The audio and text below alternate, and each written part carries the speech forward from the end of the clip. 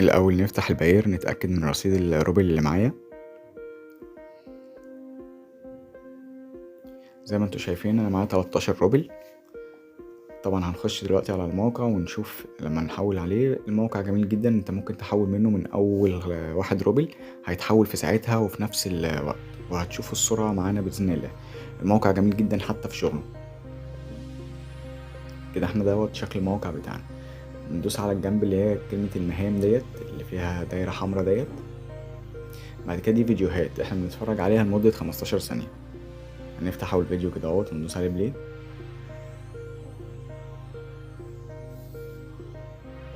نستنى ال15 ثانية يعدوا. هيظهر لنا كباتشة كده صغيرة كده اهوت، صورة لازم نختارها.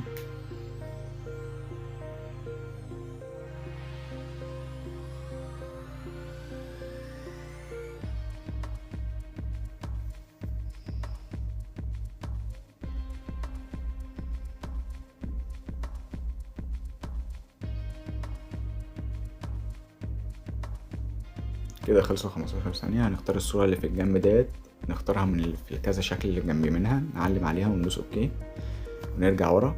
كده نزل لي الرصيد بتاعي. هنعمل بقى معاكم عملية سحب دلوقتي على الباير. هندوس اوكي.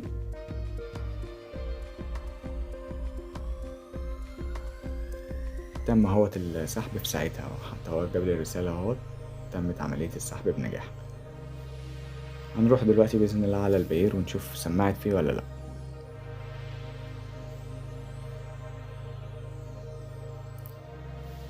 كده الباير هي تحت مسمعة اهي، بس هنخرج ونخش تاني هتلاقي ال13 دوت زادوا، انا حولت 5.